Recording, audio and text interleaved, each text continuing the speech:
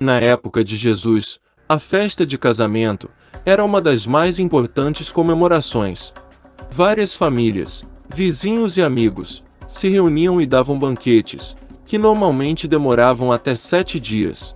Na festa podia faltar uma coisa ou outra, o que não podia faltar era o vinho. O vinho era a alegria da festa. Caso não houvesse vinho, não haveria casamento. Antes de continuarmos, confirme sua inscrição, deixe seu like e ative o sino de notificações, para não perder os próximos vídeos. Ao longo do seu ministério, Jesus realizou inúmeros milagres. Os milagres que ele realizava eram sempre para os mais necessitados. Ele nunca realizou milagres em benefício próprio, mesmo nos momentos mais difíceis. A história conta que houve uma festa de casamento entre os judeus. Maria, a mãe de Jesus, foi convidada. Fizeram uma festa e deram um grande banquete. Nesse meio período, o vinho acabou. Como sabem, o vinho era a cereja do bolo. Por falta do vinho, a festa estava para acabar.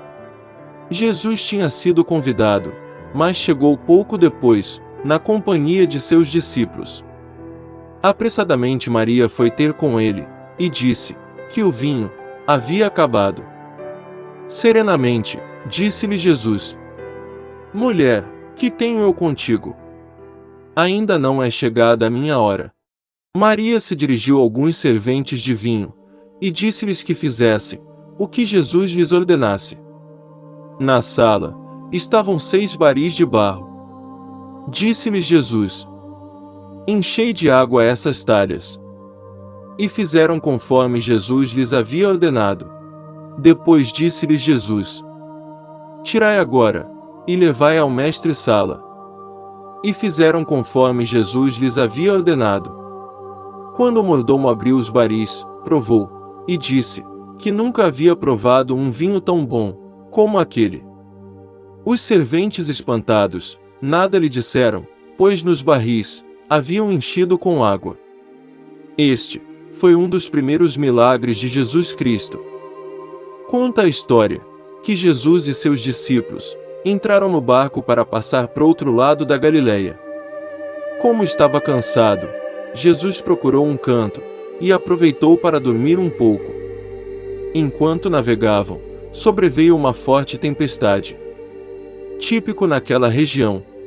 O Mar da Galileia, na verdade, é um vasto lago de água doce, medindo cerca de 21 quilômetros de comprimento e 14 quilômetros de largura.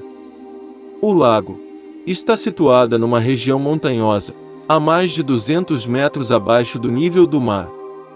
Consequentemente, acumula-se o ar quente sobre a superfície da água, gerando o efeito estufa, e assim, mudanças repentinas na atmosfera. As águas do Mar da Galileia geralmente são calmas. Quando vem uma tempestade, as ondas ficam agitadas, podendo chegar até 3 metros de altura.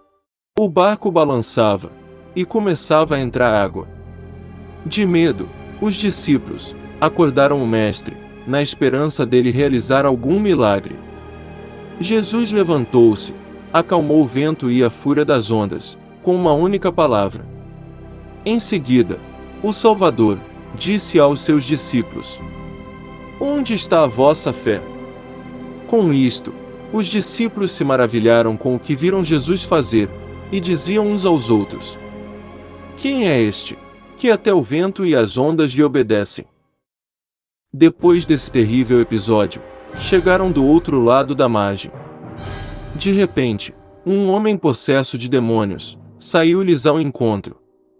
Você pode não saber, mas naquela época, um endemoninhado era tratado de modo severo.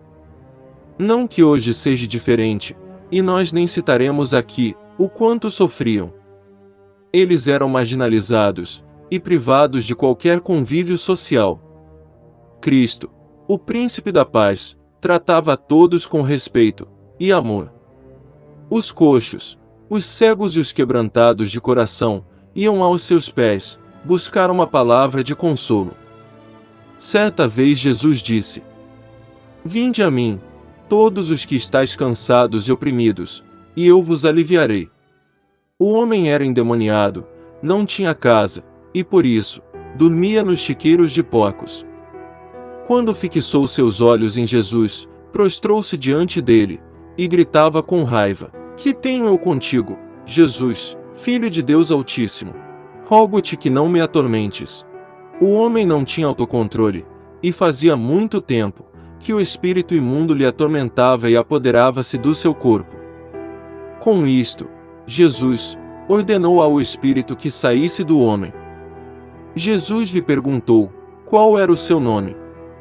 O espírito disse que se chamava Legião.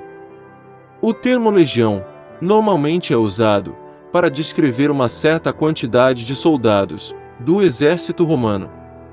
Nas Sagradas Escrituras, o mesmo termo é utilizado para descrever quantidade tanto de anjos como de demônios. Uma legião de demônios haviam assombrado e atormentado o corpo do pobre homem. Os espíritos suplicaram a Jesus que não os fizesse sair para o abismo. Perto daquele lugar, pastava uma grande manada de porcos. Aqueles espíritos precisam de uma alma vivente para se repousar nelas. Quando o espírito imundo não encontra alguém, anda até por lugares mais áridos, até o achar. Cristo ordenou-lhes em uma só palavra, e os demônios saíram do homem, e entraram nos porcos. Logo que entraram, os animais se precipitaram. Descontroladamente, corriam de um lado para o outro, e alguns acabavam por cair do precipício direto no mar. Os criadores de porcos, vendo o que aconteceu, fugiram e foram anunciá-lo na cidade, e pelos campos. Então o povo veio, para ver o que se havia passado. Acharam um homem, que antes era assombrado pelos demônios e agora, limpo, e em perfeito juízo. O homem percorreu as cidades, e contava a toda a gente as grandes coisas que Jesus lhe tinha feito, e todos ficavam pasmados ao ouvi-lo. Havia uma mulher judia, que sofria de uma terrível doença. Ela sofria de fluxo de sangue. Havia 12 anos que ela vinha sofrendo com esse problema, e já tinha gasto tudo o que lhe restava com os médicos, mas eles nada puderam fazer para a sua situação. Ela ouviu falar de um certo homem, chamado Jesus de Nazaré. Com isto, aprontou-se, e saiu a procurar o tal homem. A multidão seguia Jesus para onde quer que ele fosse. Chegou um homem de nome Jairo, que era príncipe da sinagoga. Prostrando-se aos pés de Jesus, rogou-lhe que fosse à sua casa, porque tinha uma filha de 12 anos, que estava a morrer. Jesus acompanhou o Jairo pelo caminho da sua casa. Mas ele não conseguia se locomover, devido à concentração da população. Havia muita gente à sua volta, dificultando o caminho. Enquanto Jesus caminhava, a multidão o seguia. De repente, Jesus parou e disse as seguintes palavras: Quem me tocou? Os discípulos ficaram confusos com a pergunta de Jesus. Um deles lhe disse: Mestre, estamos no meio de uma multidão, é normal que elas encostam e tocam em você. Cristo afirmou que aquele toque foi diferente dos outros, porque saiu o poder do seu corpo. Quando a mulher ouviu a pergunta de Jesus, ocultou-se no meio da multidão. Ela sabia que corria risco de vida. Para os judeus, uma hemorragia deixava a pessoa impura. A pessoa era privada de liberdade e não podia ser vista em lugares públicos. Em certos casos, os leprosos e pessoas impuras eram apanhadas em lugares públicos e jogadas para fora da cidade. Em alguns casos, eram apedrejados até a morte. Vendo a mulher, que não podia ocultar-se por mais tempo, trêmula, aproximou-se de Cristo e prostrou-se aos seus pés. À vista de todo o povo, declarou o motivo que a levou a tomar tal atitude. Ela tinha tanta fé e acreditava que bastava um toque no manto de Cristo para ser curada de sua doença. E assim foi. Porque quando tocou o manto, sua cura foi instantânea. Havia uma grande multidão em volta de Jesus. Mas ela conseguiu passar pelo meio. Aproximou-se de Jesus e tocou na orla do seu manto. Ela disse que quando tocou em Jesus, foi curada de uma doença que a fazia sofrer ao longo de 12 anos. Então, Cristo lhe disse: Filha, a tua fé te salvou. Vai-te em paz. A mulher desta história não se distraiu com a multidão, mas fixou seus olhos em Jesus, pois sabia que só Ele é o caminho, a verdade e a vida.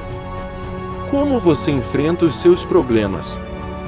Você teria coragem de atravessar a multidão e tocar no manto de Jesus? Deixe seu like, curta e compartilhe, e se inscreva no nosso canal, para não perder os próximos vídeos.